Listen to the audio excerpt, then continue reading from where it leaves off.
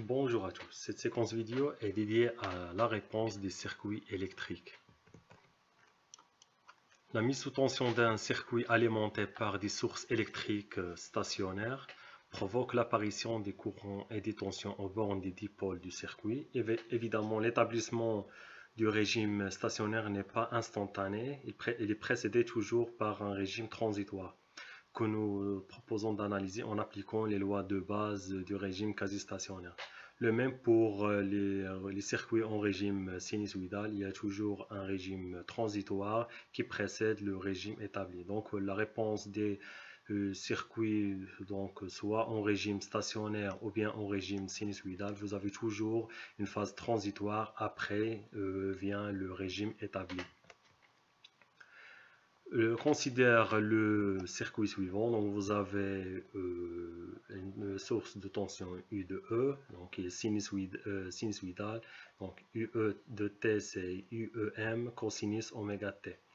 Un interrupteur K1, et vous avez le circuit RC, un résisteur et un condensateur, et un bouton poussoir K2 pour décharger le condensateur, donc court-circuiter et le décharger. Donc initialement l'interrupteur K1 est ouvert et le condensateur est déchargé. En pratique, on utilise le bouton K2 pour court-circuiter les armatures du condensateur et le décharger. La figure, les deux figures ci-dessous montrent l'évolution de la tension au bord du condensateur après la fermeture de K1. On observe que le régime sinusoïdal s'établit après une certaine durée de transition tau-OB. Donc vous avez après une phase transitoire, donc TOB,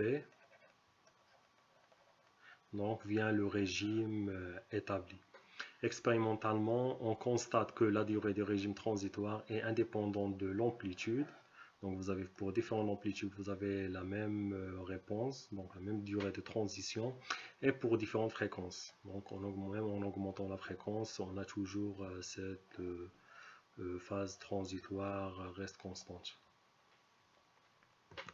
En revanche, cette phase transitoire dépend des valeurs des composants. Pour cet exemple, c'est R et C.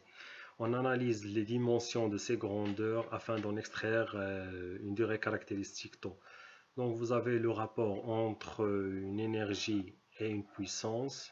Donc c'est le temps. Vous avez l'énergie, c'est une puissance multipliée par le temps. Vous avez U est une tension, CU au carré donc représente l'énergie, et U au carré sur R une puissance. Donc le rapport énergie sur puissance, donc c'est U au carré sur U au carré sur R. On simplifie le U au carré, vous aurez RC, donc qui vaut une constante de temps. Notez ici temps. Lorsqu'un système évolue en présence de sources extérieures d'énergie électrique, il est dit forcé. Dans l'absence de ces sources, on le qualifie de libre.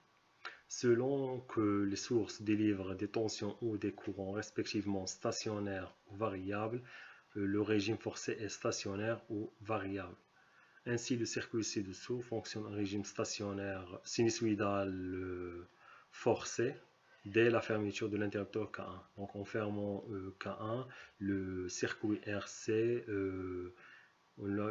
a une entrée extérieure d'énergie UE, donc la tension UE.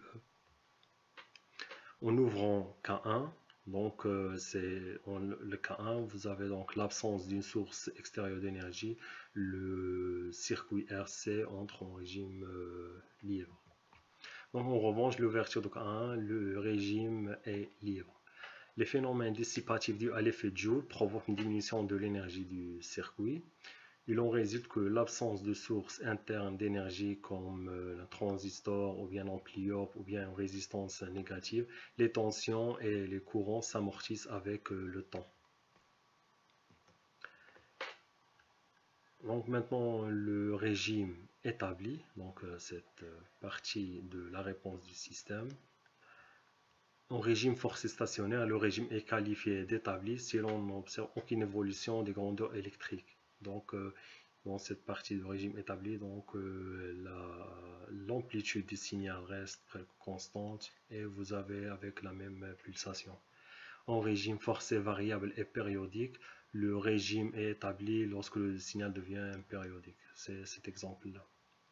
Ainsi, le circuit soit atteint au régime établi à peu près pour taux OB de 3 millisecondes. Donc, après 3 millisecondes, vous avez un signal périodique. Le régime transitoire, donc c'est cette partie, et régime qui précède donc le régime établi. Notons que le régime transitoire correspond à l'effacement progressif des conditions initiales, c'est-à-dire la disparition de l'influence du passé du système sur son évolution. Donc après le régime transitoire, donc vous avez ici dans cet exemple vous avez le condensateur est chargé, donc le régime transitoire c'est la décharge du condensateur.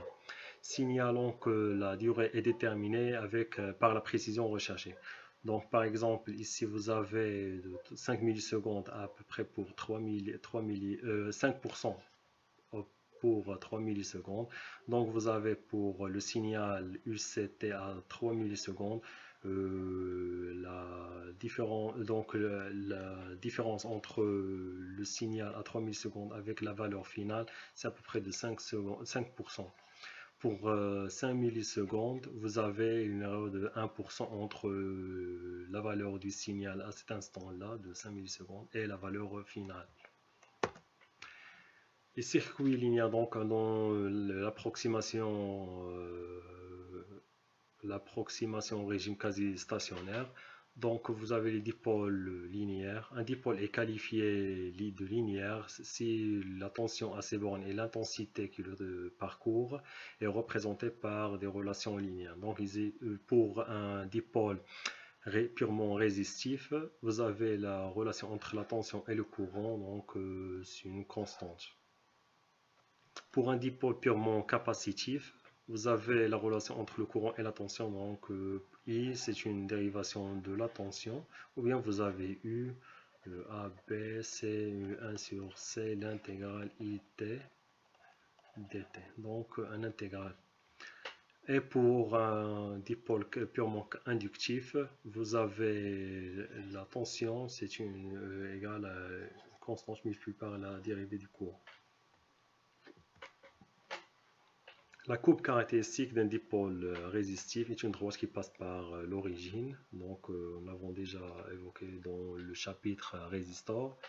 Pour les dipôles purement capacitifs ou inductifs, les caractéristiques est une ellipse. Donc, si on considère le signal UT, UM, cos oméga t, le courant, c'est vous avez ICC, DU sur dt. Donc le courant c'est la dérivée de la tension. Dérivée de cos oméga t, c'est dérivée de c'est moins oméga sinus oméga t. On pose IM, c'est UM oméga. Vous avez I de t, c'est moins sin oméga t devient cos oméga t plus pi sur 2. Ainsi, vous avez I de t, c'est IM cos oméga t plus pi sur 2. Le rapport U sur UM, donc U sur UM de 1 cos au carré, plus le rapport I sur IM, donc un sinus, donc le signe moins disparaît avec le carré, donc 1 cos au carré plus un sin au carré vaut 1. Donc c'est l'équation d'une ellipse. L'équation d'un système linéaire. Donc dans un système linéaire, c'est-à-dire constitué de dipôles linéaires, l'application des lois de base conduit à une équation différentielle. Donc vous avez l'évolution de grandeur électrique de sortie S de t prélevée dans le circuit en régime forcé sous l'action d'une source E de t. Donc vous avez une équation différentielle. La partie gauche, donc c'est pour la sortie. Donc vous avez la sortie S et dérivée. Et la partie droite, c'est pour l'excitation via l'entrée, donc l'entrée E de t et les dérivés. Où les coefficients AK et BL sont indépendants de ST et E de t. Les termes contenant la grandeur de sortie à gauche et de l'entrée à droite sont bien séparés. Le membre de droite est à l'origine du régime forcé. Donc, puisque vous avez E de t différent de 0, donc la présence d'une force, d'une source externe, donc le régime est dit forcé. La solution générale ST de cette équation différentielle se présente sous forme d'une somme de deux fonctions. ST c'est SL de t plus SE de t. SL de t, c'est la solution générale de l'équation en régime libre, donc pour E égale à 0. Donc on n'avait que la partie ST. Et SE, c'est une solution particulière de l'équation avec le second membre, alors avec le E. Donc une solution particulière pour le second membre, c'est pour le régime établi. Donc ici, vous avez SL, c'est la réponse en régime libre, et vous avez SE, c'est pour le régime établi. Physiquement, la solution SL de T, obtenue en l'absence de source extérieure en régime libre, une partie de l'énergie est dissipée, ce qui est toujours le cas dans un circuit réel, donc ce régime libre tend vers 0. La réponse SE de T caractéristique du régime établi demeure la seule solution. Donc après le régime transitoire, la solution libre devient nulle et vous n'avez que le SE de t. Ainsi, le régime transitoire, c'est SE de t, donc le régime établi plus SL du régime libre. En pratique, on obtient directement la solution particulière qui correspond au régime établi en cherchant une solution de forme sinusoïdale de la même pulsation que le signal d'excitation. Puisqu'on travaille avec des circuits linéaires, la pulsation de la signal de sortie égale la pulsation du signal d'entrée. Et si l'excitation est stationnaire, la réponse lui aussi. Amortissement en régime libre. Pour un système linéaire, l'établissement du régime forcé suppose l'amortissement de la réponse libre. Certains systèmes instables, un régime libre se développe au lieu de s'amortir. Cela se traduit par l'existence d'une exponentielle croissante. Dans ce cas, une racine du polynôme de l'équation différentielle est réelle positive ou bien imaginaire à partie réelle positive. Merci pour votre attention et à la prochaine.